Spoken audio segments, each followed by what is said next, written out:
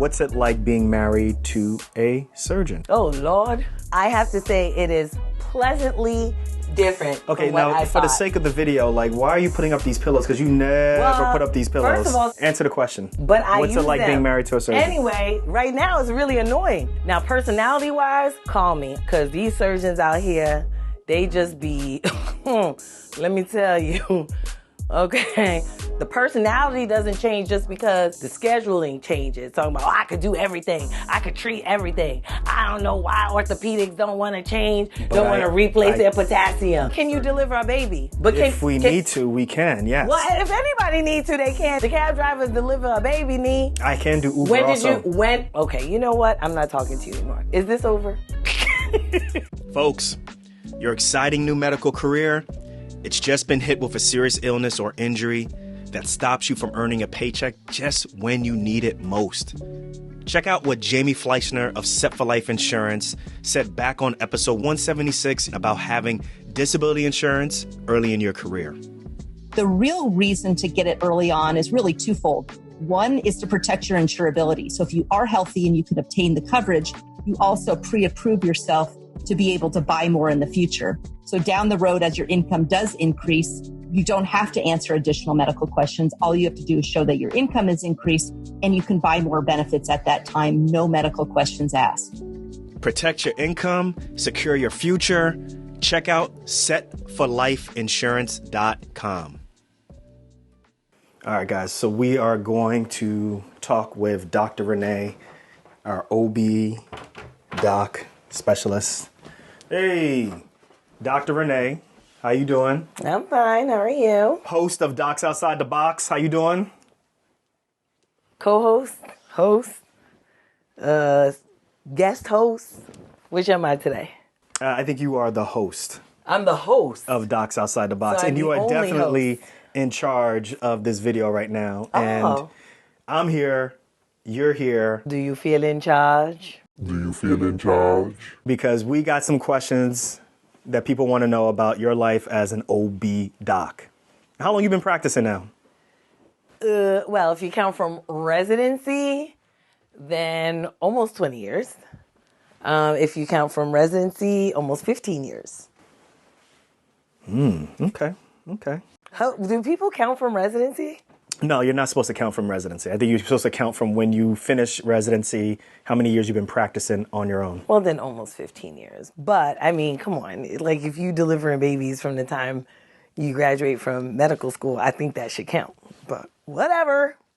Okay, almost 15 years. Well, let's leave it to like this. Let's get straight to the point because I think people want to know. So you definitely, how you envision being an OB doc and how you practice has definitely changed from where you were at when you were in residency to where you are now, what, over 10 years now, but 12 years out on your own. Is that safe to say? 14 years out. Thank you. You're an old head. Okay, whatever. Yeah, it's definitely different. First of all, I didn't even think I would be OB when I, first started medical school. So even from there is like a crazy drastic difference. But certainly when I graduated from residency, I had already known that I knew that my practice wouldn't necessarily be the way that I think most traditional OBs practice. I just didn't know quite how it was going to look. So, but yeah, I would say I've been through the traditional OB path, doing full scope OB, delivering babies on call, doing, seeing patients in the office, doing surgery. I've done all of that, but I can definitely say living the locums life has definitely been the key to at least my way of avoiding burnout. Okay. All right. So I got a question for you. Why did you spend over 10 years in training, right? So we're talking med school, residency, and you spent I spent 8 years in training. And you spent close to $250,000 in paying for college as well as medical school and the interest that occurred after that. $330,000, you mean? Well, when you graduated, it was $242,000 in debt, right? But on the show, multiple times, you've talked about how you spend your time mainly with the kids at home, and you work about a weekend a month. Yeah. So why spend all of those years to train? Why spend all of that money to train, and then spend most of your time at home? Answer that, please. Well, if I didn't spend all that time training, I wouldn't even be able to work that one weekend per month to go in and deliver babies, right? So for me, you know, I look at it as a very, probably very differently from a lot of people. I think I've told a story on the podcast before where I had someone say to me, well, I didn't spend all this time in medical school so I could be a stay-at-home mom and be at home all day. And for me, I felt like, well, I didn't become a mother so I could spend my entire, all day long every day in the hospital either. I mean, I'd like to see my kids, right? So we could always ask that question a different way. So for me, it's not a question of, it's not a question of why I spent that much money and now I stay at home. It's a question of how do I balance or find as close as I can to balance in my life. And that's how I find it. I have a lot of things that bring me joy. Delivering babies brings me lots of joy, but also being home with my babies brings me lots and lots of joy. And I got to say, with the way that I work, even doing one weekend a month, I mean, the investment, let me tell you, when you do locums, that investment right there that you made to go into medical school and accrue all of that debt, you literally could do something with the amount of money that you're gonna make in locums. So for me, I'm like, I don't really feel like I'm losing anything. I actually think I'm working more efficiently than I used to when I was working as a full-time OB. Interesting. So I'm making more money this way. So you make. So the question is, why people working full-time OB when you could be making as much money as me working one weekend a month? Okay. And then how far, when you go and work, how far are you? Is this an in-town type of hospital, or are you flying? Are you driving? No, I'm not flying. These days, I'm not flying anyway. No, I drive about an hour and a half away. So it's nice and close. It's close enough for me to be able to, get my kids ready for school that day and then leave on the Friday and then, work for the weekend, leave them in the hands of my able-bodied husband who will feed them all kinds of crap for the weekend. But then I'm back by the time they get home from school. Calories on are calories. That Monday. Calories are calories, yeah. Tell that to my gut. But yeah, then I'm back in time on Monday so that they're home from school and we can just start all over again until the next month. Now, what about board certification? You've been able to maintain board certification. How have you been able to do that? Oh, yeah, absolutely. Well, because I have enough experience and enough numbers, right, with the way that I work. So that's never been an issue, actually. So in the way that my board certification works, they actually take into consideration that you could be an OB hospitalist. So they ask certain questions. As long as I can meet the criteria. Is this sustainable? Then, as long as I can meet the criteria, then I'm good. So. Okay. All right, let's switch. Let's pivot a little bit. What was the hardest part of getting into medical school? Ugh. What was the hardest part about getting into medical? Honestly, the hardest part about getting into medical real quick. school, What's interesting is this is the suitcase that you use when you go on locums. Yes. So I'm you're leaving tomorrow. Yes. Okay, go ahead. I'm leaving tomorrow, yes. So that's on the floor right next to me. For those of you who are listening on the audio podcast, I am out of breath because I'm literally fixing the bed and I just put our comforter inside the duvet cover. Which I didn't even know nothing about a duvet cover until I don't even know when. But they don't do that in Brooklyn? But anyway. I ain't sophisticated like that. Answer the question, please. So the hardest part about getting into medical school was actually finishing college for me. That really was the hardest part about getting into I'm not medical going to let you off the school. hook on that one. I'm going to tell you why. And the reason is because the classes, first of all, I don't know about anybody else, but I know about a lot of people because of the work that I do with pre-meds, but a lot of the information that you're supposed to know to get into medical school, like that pre-college, or that pre-med information, a lot of people don't know, and I didn't know. So I started as a chemistry major in college because I enjoyed chemistry. That wasn't sustainable. Look at that duvet fell. Listen to your husband. The one time you were right. Broken clock. So you got one more time to be right. Damn. So, yeah, I was a chemistry major because I enjoyed chemistry in high school. But what I didn't understand is that a chemistry major in college is a chemistry major who is for majors who want to do chemistry, not people who necessarily want to go into medical school. Because let me tell you, everything outside of what I learned in high school in terms of chemistry really wasn't anything that I was very interested in. But I didn't know that. So it was very theoretical, but not practical for you. Right. Very theoretical, not practical. You know, it was like I was studying to be like a chemical engineer, which I had no interest in engineering whatsoever. So, this pile of mess. So for me, that was the hardest part, was navigating, getting out of college because, when you're not interested in what you're majoring in, one, you're going to tend to do badly. Two, you're going to avoid your major, which is what I ended up doing. I ended up avoiding chemistry classes.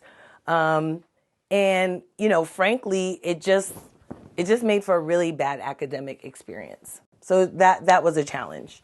Okay, now what about applying to medical school? Right? There's a lot of people talk about hurdles of how expensive it is, taking the MCAT, going on interviews. Like, wasn't that hard? Like, there wasn't anything hard about the actual process of applying to school? Can you talk to that? So I didn't find that process hard more than I found it challenging, which I think is... Oh, I hate you. No, I think it's two different things. For me, hard... So when I say hard, the difference between how I felt and how I reacted to trying to get out of college is much different than, how I reacted, when I was applying to medical school, or even when I failed the MCAT, or not failed, but bombed it, I should say. And that part was challenging, but it was more exciting because I felt like I had more control. I actually felt like I had more control because I knew whether or not I was a good candidate, by the time I applied to medical school. And I had told myself, I will not apply to medical school until I feel that I am the best candidate that I can be. And that's what I ended up doing. So even when I bombed the MCAT, I knew I was going to bomb it. But that just gave me fuel to be like, all right, well, now you know what you need to do in order to do better next time. Okay, did you doubt you would make it into medical school? Nope, never. Really? Nope. I never doubted I would make it into medical. First of all, let me tell you something.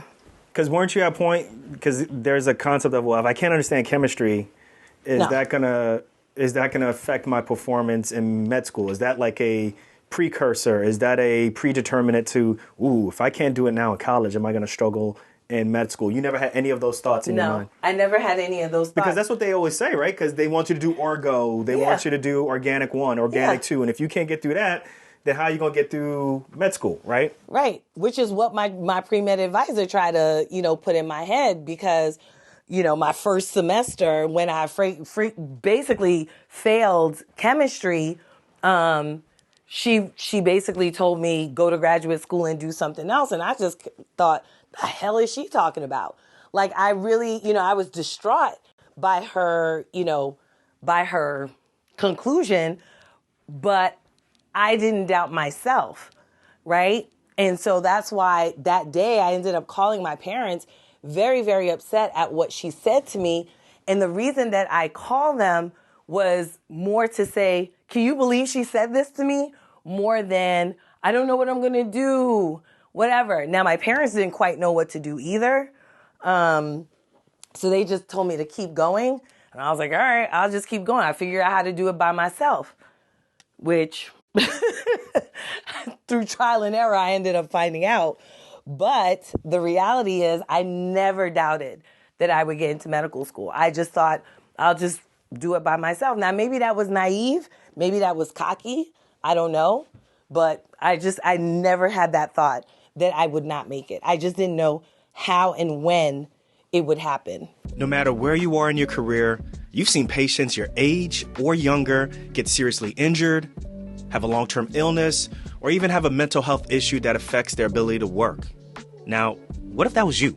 No, for real, what if that was you? Without disability insurance, how are you going to replace your paycheck? In episode 176, Jamie Fleischner of Set for Life Insurance explains why the best time to buy disability insurance is during your residency. Most physicians acquire their disability policies during residency, and there's several reasons. First of all, when you're younger, you're able to obtain the insurance because they ask you a whole host of medical history. And so you usually don't get healthier over time. Usually you get less healthy over time. So when you're healthy, it's easier to acquire the coverage. Number two, it's also less expensive because it's based on your age and your health. You're not getting younger or healthier over time. So you're at the ideal time. The earlier you get it and the younger you are, the less expensive it's going to be. So whether you're a resident or you're an attending, it's never too late to protect your income.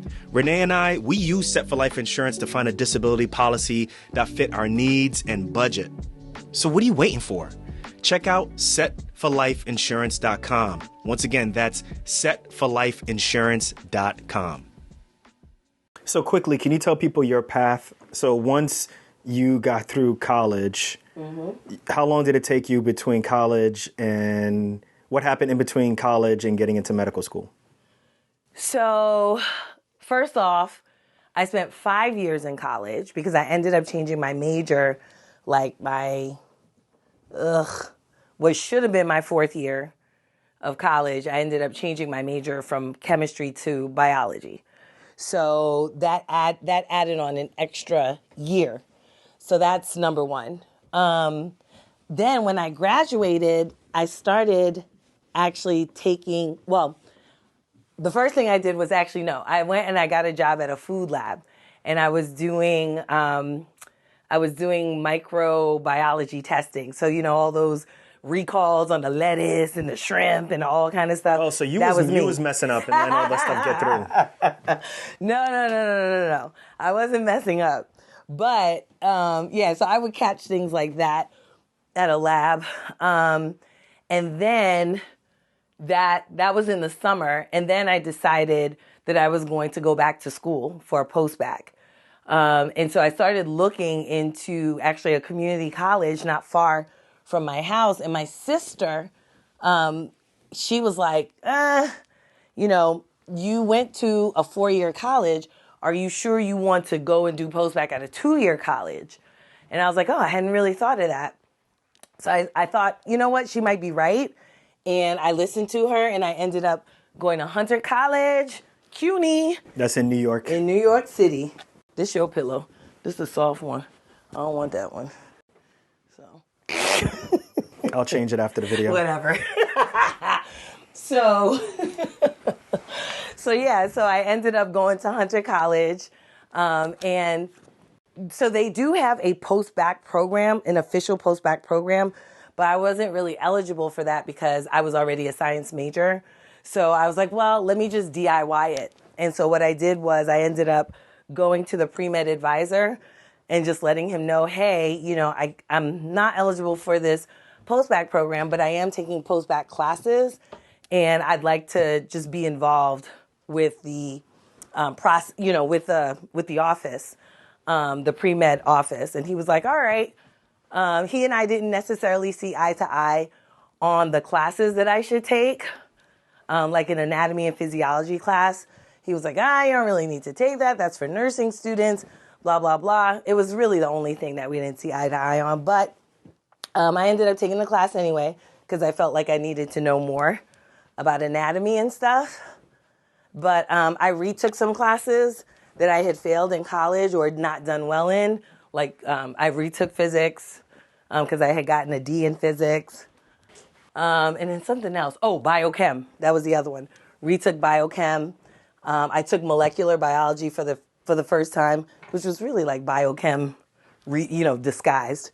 But yeah, so I did that for 2 years, and in those 2 years, I worked for a nonprofit organization that serviced older people in Manhattan, and then I tutored high school to get people ready for the regents, for the math regents, and then from that tutoring job, I ended up getting hired as a science teacher at a New York City public school.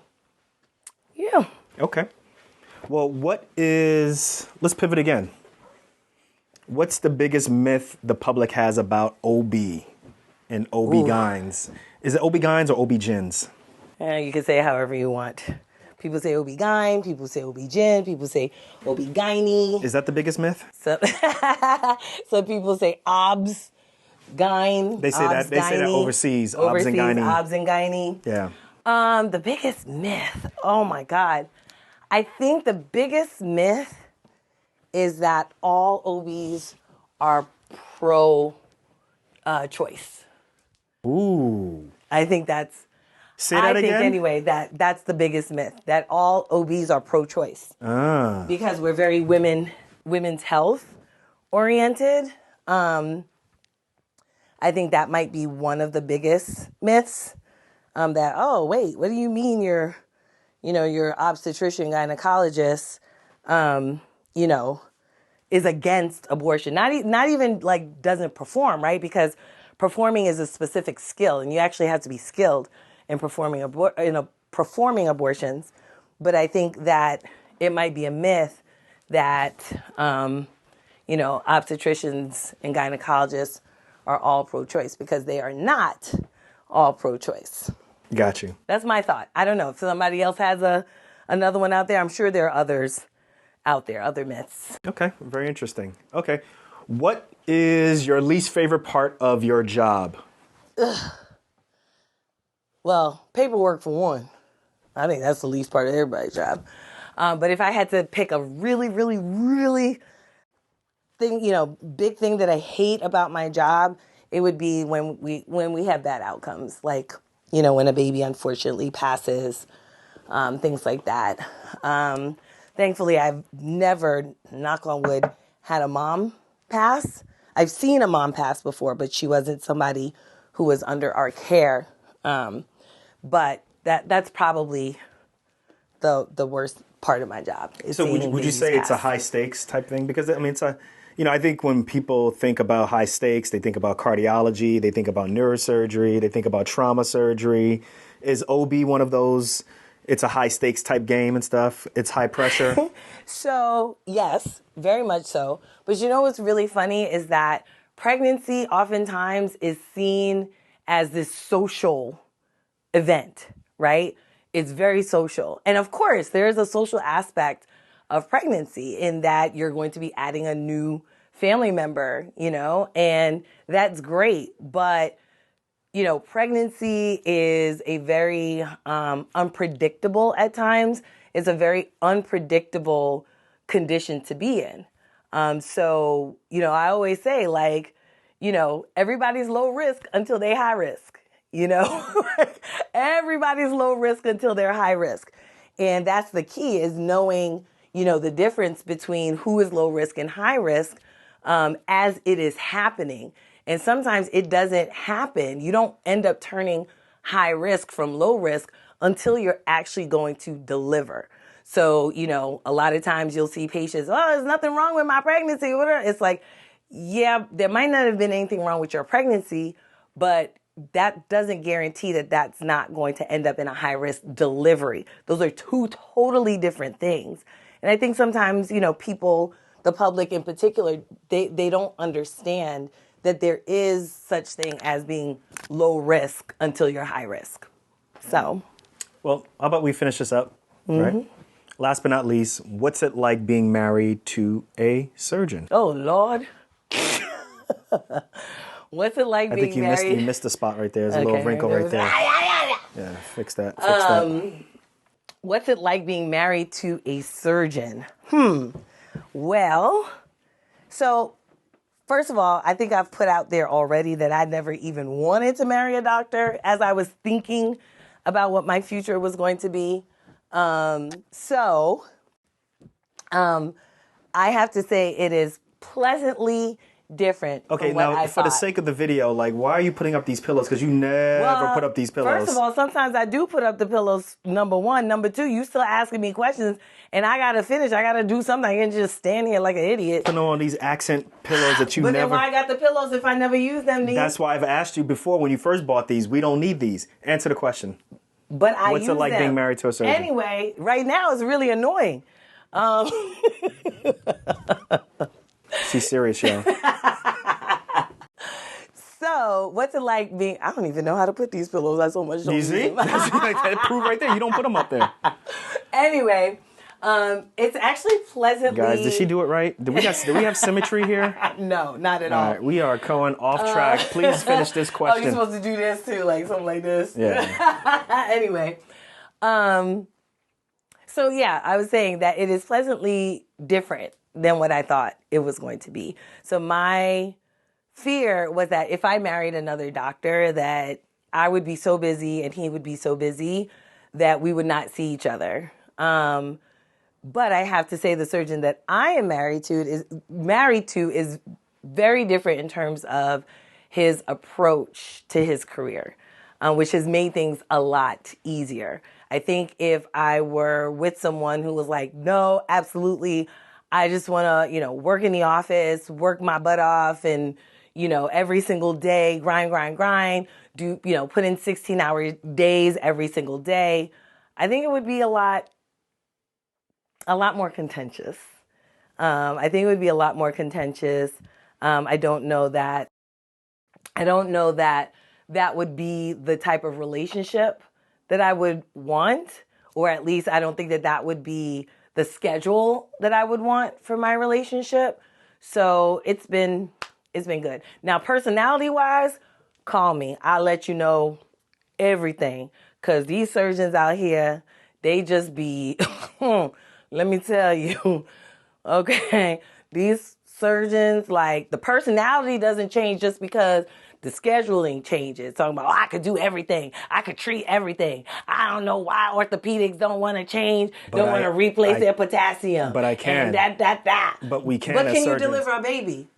If we need to, we can, yes. Well, if anybody needs to, they can. The that's the whole point. The cab drivers deliver a baby, Nee. I can do Uber also. Okay, you know what? I'm not talking to you anymore. Is this over? All right, guys. Tell them about the show. Tell them how they can keep in contact with you afterwards. What's up? So this is Docs Outside the Box, guys. I'm Dr. Renee. This is Dr. Nee. Listen, we are here every week. Tune in for our little banter and antics, talking about medicine, money, pop culture.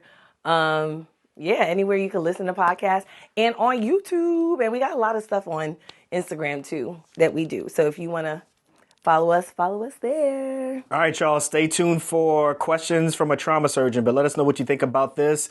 The links to the podcast, the links to everything is in the show notes below. But once again, yo, we want to try something different.